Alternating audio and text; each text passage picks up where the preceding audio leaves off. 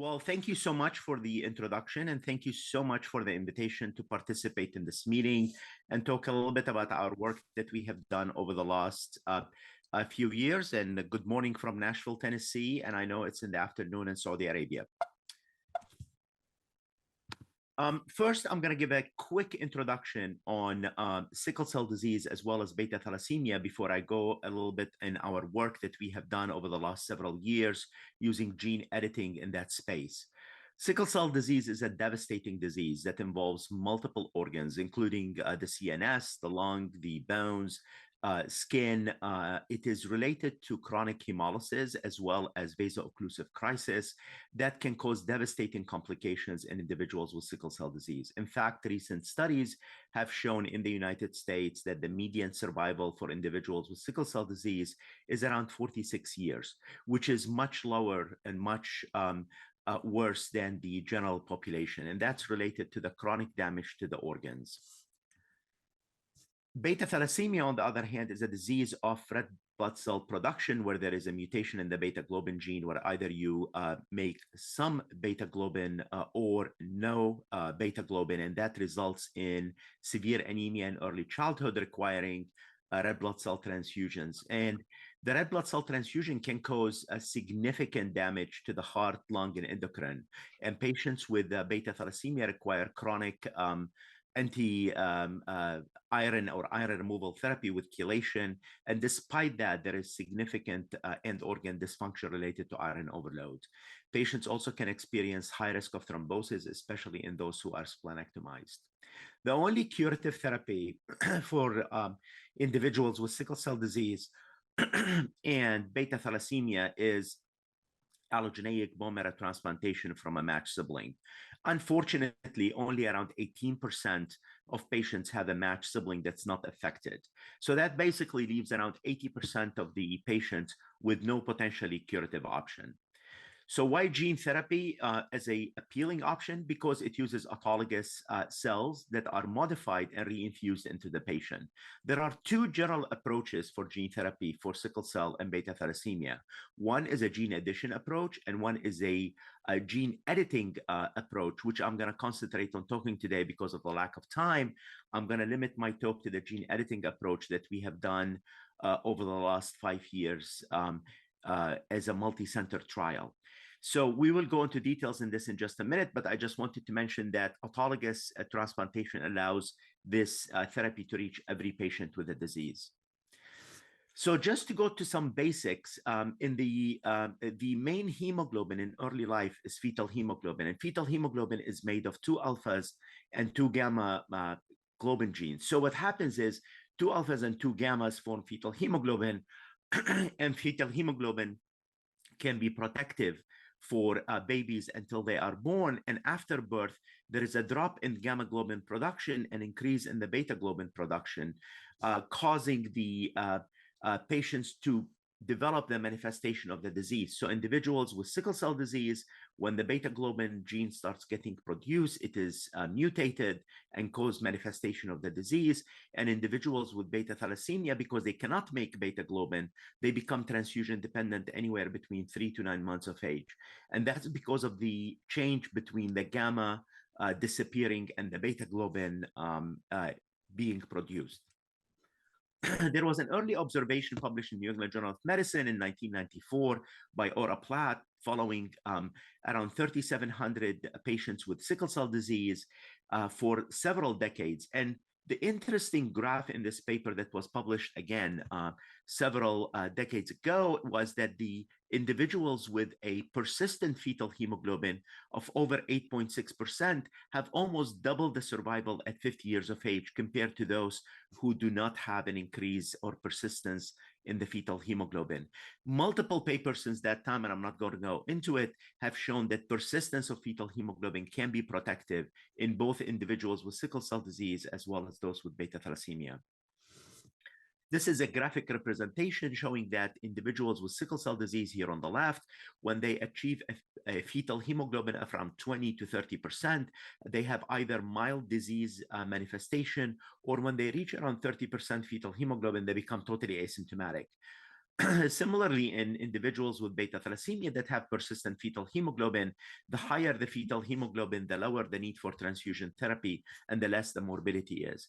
So there are naturally occurring polymorphisms that occur in some individuals with sickle cell disease and beta thalassemia that result in persistence of fetal hemoglobin and allow those individuals to either not experience any complications with sickle cell disease or have significantly reduced transfusion requirement in the beta thalassemia patients.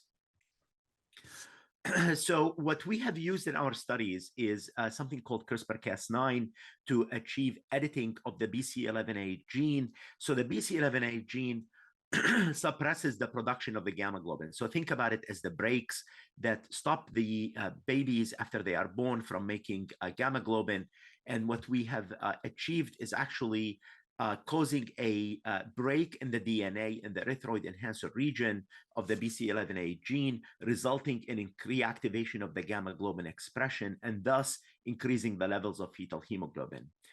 The drug I'm going to talk about today is CTX001, which is produced by an ex vivo editing of the erythroid enhancer region of the BCL11A gene in CD34 hematopoietic and progenitor cells, resulting in elevated fetal hemoglobin and in the erythroids. So what are the patient journey? I'm going to start with the beta thalassemia trial that was initiated in 2018, and it is the CLIMB 111 trial. It's an international phase 3 trial that is enrolling patients who are 12 to 35 years of age with either a beta 0 genotype or beta 0 beta plus with a excuse me, with a transfusion requirement of either more than 100 mLs per kilogram or more than 10 units of red blood cells per year. And the primary endpoint of this trial was being transfusion independent for 12 consecutive months while maintaining a hemoglobin of greater than 9 grams per deciliter.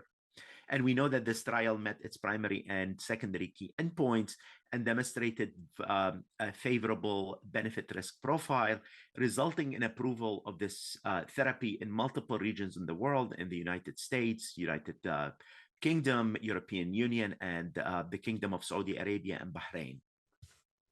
So I'm going to show the results of this trial. Just briefly to go over the patient journey, the patients usually are screened, and then if they are eligible, they undergo peripheral blood stem cell collection using GCSF and plerixafor.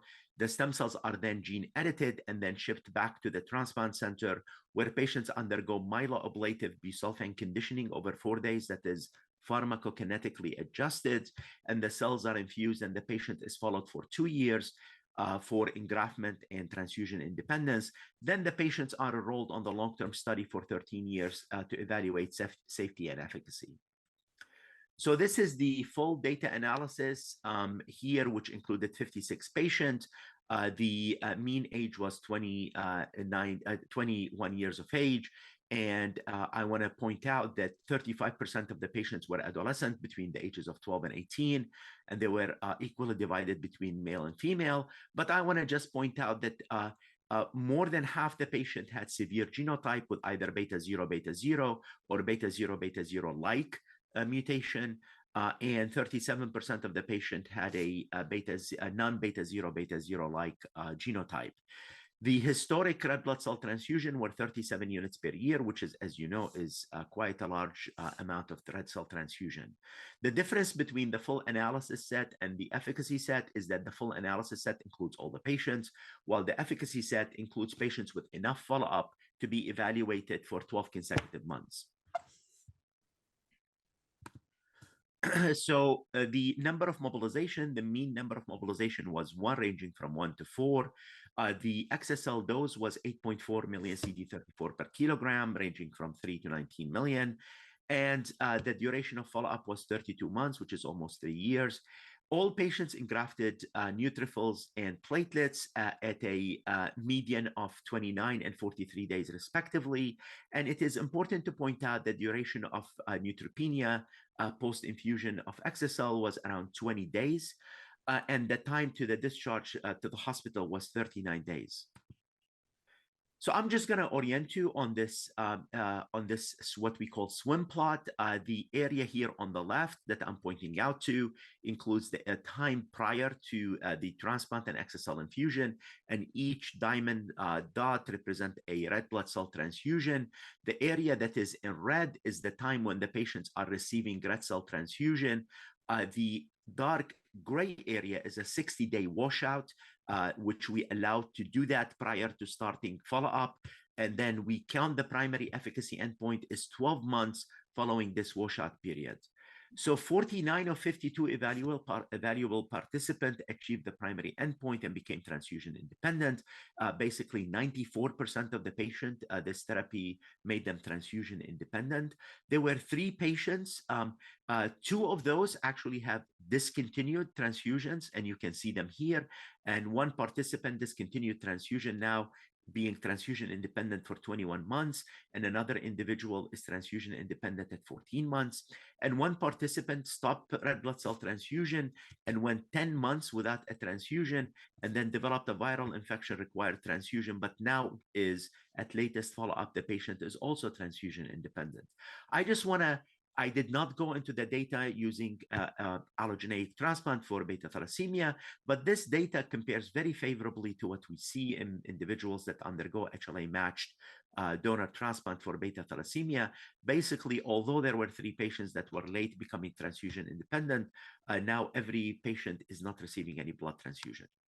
The data was similar between those who are adults in the top panel here, as well as the adolescent cohort. It's 94% in each cohort. So it was similar in adults as well as pediatric patients.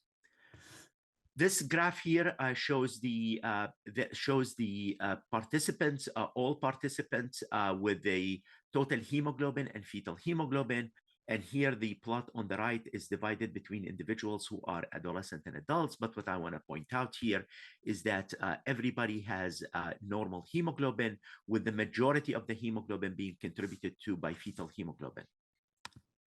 When we look at the red blood cells, the distribution of the fetal hemoglobin is pancellular, with no more than 95% of the red blood cells containing fetal hemoglobin. And we evaluated gene editing in the blood and the bone marrow. The panel below is the blood, and the panel above is in the bone marrow, to evaluate the sustainability and of the editing in the blood and marrow. And as you can see, this is a straight line. There is really no drop-off in editing, meaning that the therapy we are using is quite durable. And when you look at the ferritin in patients, the ferritin rises very sharply at month 1 because of the inflammation post-transplant. But 40% of the patients have been able to stop iron removal therapy after transplantation, and none of those patients resumed chelation therapy. And iron removal therapy in those patients consisted of either chelation and or phlebotomy. We presented some data recently at EHA showing that the quality of life in patients actually improved. And I'm not going to go into this detail because of lack of time, but I can reassure you that our data showed that there was a clinically meaningful improvement in quality of life in patients with beta thalassemia. And the side effect of this therapy is what you expect with an autologous transplant with high-dose chemotherapy. The table here on the right describes complications that happened in more than 50% of the patients. And as you can see, febrile neutropenia, mucositis, thrombocytopenia and anemia, nausea and vomiting happened in many patients. And I just want to mention 2 SAEs, a serious adverse reaction related to XSL. One was a delayed neutrophil engraftment, and the patient eventually engrafted. And 1 patient who developed HLH requiring immune suppression, and that's also resolved with immune therapy. And now the patient is doing well off all medications. So I just want to mention that the side effects are really truly what you expect with an autologous transplantation. So in conclusion, for the beta thalassemia, that 94% of the patients achieved transfusion independence, and this is durable up to 5 years. And there was a durable increase in total hemoglobin and to near or normal levels, and sustained durable editing in the blood. And this XSL has the potential to provide a one-time functional cure for individuals with beta thalassemia. Now, moving to sickle cell disease, The only difference in the patient journey with sickle cell disease is we cannot mobilize patients with GCSF, so the mobilization was done with plerixafor only. And the other thing about patients with sickle cell disease that underwent chronic transfusion or exchange transfusion for 2 to 3 months prior to collecting stem cells. Again, this was a global international phase 3 study. The inclusion criteria were patients between 12 and 35 years of age. Those who were eligible were those with at least 2 vaso-occlusive crises per year in the last 2 years, basically 2 per year at minimum. And the primary endpoint was how many individuals can go VOC-free for 12 consecutive months. We call this VF12. And the secondary endpoint is how many patients are prevented from being hospitalized related to VOC for more than 12 consecutive months, and that was called HF12. Again, this data showed that the therapy actually works, and that supported the approval again in the United States, the European Union, the United Kingdom, the Kingdom of Saudi Arabia, and Bahrain, and this therapy is now commercially available. So just to go over the data here, the patients, the full data set included 46 patients. The mean age was 21 years of age. A third of the patients were also adolescent between 12 and 18 years of age, equally divided between male and female. 89% had beta S genotype, but there were few patients with beta S beta 0 or beta S beta plus. And more importantly, at least 40% of the patients have either 1 alpha gene deletion or 2 alpha gene deletion, which is very common in individuals with sickle cell disease. And the number of VOCs were 4.2 average, and the number of hospitalizations were around 3 per year in the 2 prior years prior to treatment. The number of mobilizations were a little bit more than what we observed with the thalassemia, which was a median of 2 collection cycles, and that's related to the fact that we can't use GCSF. The CD34 cell dose was 4.7 million per kilogram, and the follow-up was around 28 months mean follow-up. All patients engrafted neutrophils and platelets at a median of 27 and 34 days. And I want to point out that the duration of neutropenia following transplant was only 17 days. And the median time to discontinuing red cell transfusion was 19 days, and the hospital stay was around 31 days. Again, this is a swim plot describing each individual patient. The area here in the light gray on the left shows the 2 years prior to enrollment, and each dot represent a vaso-occlusive crisis. The red, dark red area here represent the time the patients were receiving red blood cell support, and the dark gray area represent the 60-day washout, and the green is the follow-up. And 36 out of 39 patients, or 92%, achieved a vaso-occlusive 12 consecutive months of vaso-occlusive free, achieving the primary endpoint of VF12. 7 patients do not have enough follow-up to be evaluable, and 5 participants are remained eligible to achieve a VF12. And it is important to remind you that some of the reasons why patients actually developed vaso-occlusive crisis after infusion of exa-cel included infection with parvo B19 infection, flu, or COVID, procedures including bone marrow, and use of steroids. All participants achieved a durable fetal hemoglobin levels, as I'm going to show you in a minute, of over 40%, and stable allelic editing, despite the fact if they had vaso-occlusive crisis afterwards or not. But again, the efficacy was more than 90%. This here shows the adult versus adolescent, and I don't want to go into details, but both are very similar. 26 out of 28 evaluable adults achieved the VF12, and 90% achieved VF12 in the adolescent cohort. This here describes the secondary endpoint of hospitalization. Again, this is a swim plot with the left side here describing the hospitalizations pre, and 97% of the patients remained hospital-free after treatment with exa-cel, which is quite impressive. When you look at the fetal hemoglobin percent, again, the light blue is adult and the dark black is adolescent. And as you can see, the fetal hemoglobin increased very quickly and was sustained over time at or above 40%. Here also the patients have either normal or near normal total hemoglobin, as well as achieving a fetal hemoglobin of around 6 grams. Again, the mean hemoglobin in adolescents was 13 grams, which is normal at 12 months, and 13.2 at 24 months. And the median hemoglobin in adults was 12.7 and 13.2 at month 24. We also wanted to make sure that our editing is pancellular, and we evaluated red blood cells, and more than 95% of the red blood cells contained fetal hemoglobin. Basically, this observation confirms that the therapy is pancellular. We looked at bone marrow on the top and peripheral blood in the bottom, allelic editing, and what we found that this allelic editing in the blood and the bone marrow is very stable over time, and that basically speaks to the durability of this therapy. Hemolysis is a huge factor in sickle cell disease, mechanism of causing complications, and intravascular hemolysis improved in both using a measurement with LDH and haptoglobin. As you see, haptoglobin was undetectable in all the patients initially.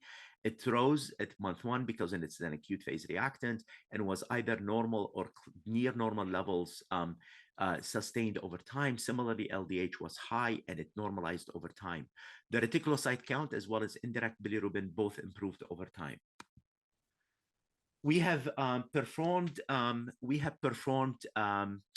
quality of life evaluation for patients following therapy, and what we have found that the quality of life improved, and this is very important. We see this in our clinics every day. I'm not going to go into the data in details, but I can tell you that all assessment of general health, physical, emotional, social, and functional well-being were all improved after exa-cel therapy. Not only we improved fetal hemoglobin, but we actually improved the quality of life of patients. The side effects, again, I'm going to go over them, again, related to autologous transplant. The majority of the patients developed fever, neutropenia, stomatitis, vomiting, and diarrhea. I just want to mention that there was one adverse event of unfortunate death following exa-cel, and that was related to a death related to COVID-19 infection. I just want to remind everybody that this study was performed in a time when we were going through the pandemic, the COVID-19 pandemic, and one patient passed away related to complications of COVID-19 infection. So in conclusion, exa-cel is the first and only approved CRISPR-Cas9 gene editing therapy. More than 90% of the patients remained VOC-free, and more than 90% of the patients were able to avoid hospitalizations. We achieved increased and durable fetal hemoglobin of around 40%. There was stable allelic editing in the bone marrow and peripheral blood. We actually improved the quality of life in patients, and the hemolysis markers improved. And the efficacy was equivalent in both adolescent and adults. Exa-cel has the potential to be a one-time functional cure for patients with sickle cell disease. I just want to show here a quick example. This is a smear on one of our patients that came in to us to be enrolled on the trial at our center. As you can see here, all of these red blood cells that are deformed and elongated, showing sickle hemoglobin. This is the same patient at 1 year post exa-cel, showing that we do not see any sickled red blood cells in the blood. I want to thank the patients, the centers that participated in this, and more importantly, the pioneers, which I call the patients are pioneers here, because they are the ones that agreed to participate in this first-in-human clinical trial. This is Victoria Gray, which was our first patient that enrolled on this trial. This trial also would not have been possible in our site without a great team we have that was able to work on these studies for the last 5+ years. Here is our team celebrating our 40th infusion of a gene-edited stem cells to treat beta thalassemia and sickle cell disease. Again, thank you for your attention. I'm happy to take any questions at the end.